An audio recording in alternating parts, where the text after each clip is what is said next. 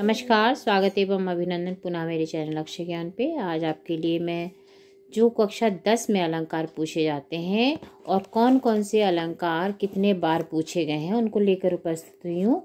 देखिए ये question bank से का है। ये देखिए दिए गए अलंकारों की परिभाषा, लक्षण और उदाहरण लिखिए। उपमा, रूपक, उत्प्रेक्षा, 3 अलंकार पूछे जाते हैं और ये 2015 में और 19 में। और उत्प्रेक्षा उपमा अलंकार में या अंतर करना, तो ये 19 में और 15 में आया। जो उपमा अलंकार है वो कितने बार आया है? देखिए 2014 में, 15 में, 16 में, 17 में, 18 में, 19 में, 20, 21, 22, 23 लगातार आया। तो ये 24 में भी संभावना नहीं है, 100% आना ही है। तो उपमा अलंकार क्या होता है देख लीजिए। जहाँ किसी वस्तु या व्यक्ति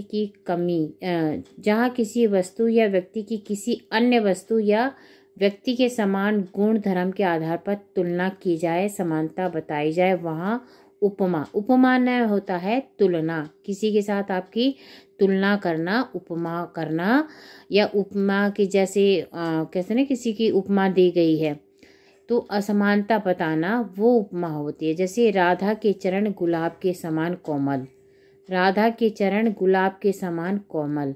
तो राधा की चरणों की उपमा किससे दी गई है? गुलाब के समान।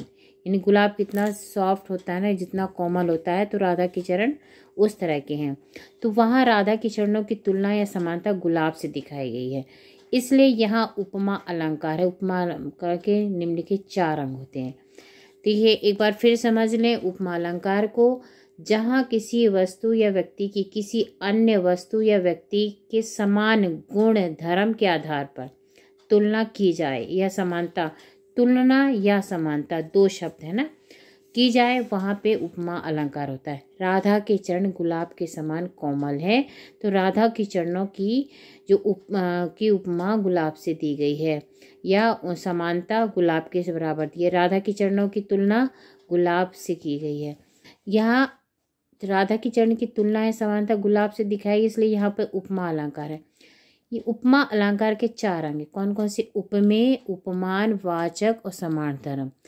उपमेय जिस वस्तु की समानता बताई जाती है वह उपमेय यानी प्रस्तुत होता है। उदाहरण में राधा के चरण। उपमेय क्या है इसमें? अगर पूछा राधा के चरण गुलाब के समान, तो राधा के जो चरण हैं वो उपमेय हैं। ठीक है, तो जिस वस्तु की समानता बताई जाती है, ऊपर दिए गए उदाहरण में राधा के चरण। अब दूसरा है उपमान। अब जिससे समानता की गई है, जिस वस्तु से समानता की जाती है वह वस्तु उपमान कहलाती है। जैसे ऊपर दिए गए उदाहरण में गुलाब उपमान है। वाचक समानता अथवा पहचान को व्यक्त करने वाला शब्द वाचक कहलाता है। उदाहरण के समान शब्द। अब इसमें समान शब्द है ना, के समान कोमल है, तो ये वाचक शब्द है। समान धर्म, जो गुण समान और उपमेय में समान रूप से होता है। देखिए जो गुण उपमान और उपमेय में समान रूप से होता है वह साधारण धर्म कहलाता है। ऊपर दिए गए उदाहरण में कोमल शब्द साधारण धर्म है, क्योंकि वह राधा के चरण और गुलाब दोनों में है। ठीक है, राधा के चरण गुलाब के समान कोमल। जो कोमल शब्द ये है, तो चरण और गुलाब दोनों के लिए एक कोमल है ना, तो ये हमारा समान। बहुत अच्छे से इसको समझ आ गया हो। हरिपद कोमल कमल से, हरिपद कोमल कमल से। अब हरिपद के जो कोमल कमल से, हरि के जो पद हैं किसकी तरह कोमल है? कमल की तरह। ठीक है, तो उपमेय क्या है इसमें? हरिपद है। उपमान इसमें कमल है। वाचक शब्द इसमें धर्म से है और साधारण धर्म कोमल है। पीपर पाद सरिस मंडोला, ये भी बहुत इंपॉर्टेंट है और ये भी बहुत इंपॉर्टेंट है। ये 2023 में आ चुका है, देख लीजिए। उपमेय इसमें अगर पूछा जाए, आप लोग बहुत ध्यान से, उपमेय कौन सा है? उपमान की, जिससे उपमान की गई है, तुलना की गई, वो उपमान में आ जाएगा। जिसके उपमेय जिसके लिए किया गया है, वाचक शब्द सरिस है। साधारण धर्म इसमें डोला है। यहाँ पर बिखर गई वह मन भाग्य, यहाँ पर बिखर गई वह भग्न विजयमाला सी, आहुति सी गिर चढ़ी चिता पर, चमक उठी ज्वाला सी। तम के तागे सी, जो हिल डुल चलती, लघुपद पल मिल जुल से। तम के तागे सी जो हिलडुल, चलती लघुपद पल पल मिलजुल, करी कर सरस सुभग भुजदंडा, अनुले पनसा मधुर स्पर्श था, सजन नीरद सी कल कांति थी, आरती सैन मधुर सी। ये उदाहरण दे रखे हैं इतने सारे। तो आप ये सब जो उदाहरण है ये सब किसके हैं? ये उपमेय अलंकार है, अरे उपमा का है, उपमा अलंकार के हैं। तो ये इतने सारे दे रखे हैं। अब दूसरा हमारा है रूपक अलंकार। 14, 15, 16, 17, 18, 19, 20, 21, 22, 23 और 24 में भी आना ही है। ये तीनों बहुत महत्वपूर्ण है, उपमा, रूपक और उत्प्रेक्षा। परिभाषा आप देखिए रूपक की, जहां उपमेय में उपमान का भेद रहित आरोप किया जाता है, अर्थात उपमेय निप्रस्तुत और उपमान अप्रस्तुत में अभिन्नता प्रकट की जाए, वहां रूपक अलंकार होता है। मुख चंद्र तुम्हार देख सके, मन सागर मेरा लहराता। अब देखिए जरा, मुख चंद्र, यहाँ पर मुख उपमेय में चंद्र के समान, मन उपमेय, सागर उपमान का भेद न करके एक रूपता बताई था, यहाँ पर रूपक अलंकार है। चरण कमल बंदो हरिराई 2020 में, 23 में और 24 में भी आने की पूरी उम्मीद है इसमें। तो चरण कमल बंदो हरिराई अगर आ जाता है तो इसमें कौन सा अलंकार है, और पूछा जाए तो आप उसमें ये छोटे जो बहुविकल्पी आते हैं उसमें भी पूछा जाता है। इसे चरण कमल बंदो हरिराई में कौन सा उपमा, तो उत्मा, उत्प्रेक्षा और ये दे दिए जाएंगे अलंकार। तो उसमें से आपको सही बताना है, ये रूपक अलंकार का उदाहरण है। हरि जननी में बालक तेरा, ठीक है, ये भी आपका इसका रूपक का है। अभी और भी कुछ है, बहुत जितने हैं इसको आप एक बार पढ़ लीजिएगा, क्योंकि ये क्वेश्चन बैंक में बहुत अच्छे से दिए रखा है। मुनिपद कमल बंदे दो भ्राता, असुमन जल सींची सींची प्रेम बलि होई। ये असुवन जल सींची सींची भी आ चुका है।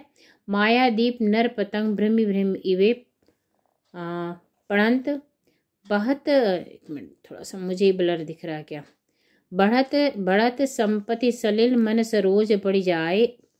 उदित उदयगिरी मंच पर रघुवर बाल पतंग, बिकसे संत सरोज सब हर से लोचन भृंग, अपनी अनल विसिक के। देखिए ये जो उदाहरण है इसको ज़्यादा पढ़ के क्यों मैं बड़ा वीडियो करूं। तो देखिए ये सब आपके बहुत ही महत्वपूर्ण उदाहरण है, ठीक है। ये जो दृष्टांत दे रखे हैं, जो आपके उदाहरण दे रखे हैं, बहुत महत्वपूर्ण है, जो बार बार पूछे गए हैं। अब आती है हमारी बारी उत्प्रेक्षा अलंकार की। अब ये उत्प्रेक्षा अलंकार 2014 में, 15 में, 16, 17, 18, 19, 20, 21, 22 से 23 सब में आया हुआ है। उत्प्रेक्षा अलंकार देखिए, और इसको पहचानने के तरीके बहुत ही आराम से आप समझिएगा। जहां उपमेय में उपमान की संभावना की जाए, जहां उपमेय में उपमान की संभावना की जाए, वहां उत्प्रेक्षा अलंकार होता है। मनु मानो, जनु जानो, मनहु जनहु आदि उत्प्रेक्षा वाचक शब्द जिनमें ये सब आ जाएं। ये देखिए ये जो आते हैं, मनु मानो, जनु जानो, मनहु, ये सब उत्प्रेक्षा अलंकार पहचानने के तरीके हैं, ठीक है। जहाँ उपमेय उपमान की संभावना की जाए, ठीक है। जैसे सोहत ओढ़े पीत पट श्याम सलोने गात, मनो नीलमणि से अल्प आत परे प्रभात, बहुत ही फेमस यानी बहुत प्रसिद्ध ये उदाहरण है उत्प्रेक्षा अलंकार का। ये 15 और 20 में 23 में आया हुआ भी है और संभावना पूरी है। सोहत ओढ़े पीत पटु, तो इसमें जैसे इतनी दे दी है कौन सा अलंकार है, तो आपको पता होना चाहिए। अब स्पष्टीकरण देखिए ओढ़े पीत पर श्याम सलोने गात, मनो, मनो जैसे आ गया तो इससे हम बता देंगे ये उत्प्रेक्षा अलंकार है। यहाँ पीला वस्त्र धारण किए हुए श्री कृष्ण के समान शरीर यानी उपमेय प्रस्तुत है, और प्रातःकालीन धूप में सुशोभित नीलमणि उपमान अप्रस्तुत है, ठीक है। अप्रस्तुत की संभावना की गई है, था उत्प्रेक्षा अलंकार है। मोर मुकुट की चंद्र कनुज यो राजत नंद नंद, मनु शशि शेखर की अकस किए शेखर सत चंद। मेरे चैनल पे आपको अलंकार बहुत अच्छे से मिलेंगे, ये सब मैंने बहुत अच्छे से समझाया हुआ है। इनके पहचानने के तरीके क्या है वो भी मैंने बता रखे हैं। इसमें सिर्फ हम एक क्वेश्चन बैंक में जो आया है भाई कि ये प्रश्न इतने बार पूछे गए, ये महत्वपूर्ण है, इसलिए इनका संकलन बहुत है, आपको बताना जरूरी कि आप बस एक बार इसको पढ़ लीजिए, क्योंकि अब पेपर बिल्कुल नज़दीक है, समय नहीं है आपके पास। और देखिए तैयारी कीजिएगा और ये तीनों अलंकार एक बार ध्यान से देख लीजिएगा। यहाँ मोर पंख से बने मुकुट की चंद्रिकाओं शांत चंद्र की संभावना व्यक्त की है। अब देखिए इनके जो प्रमुख वो हैं, एक सेकेंड उदाहरण है।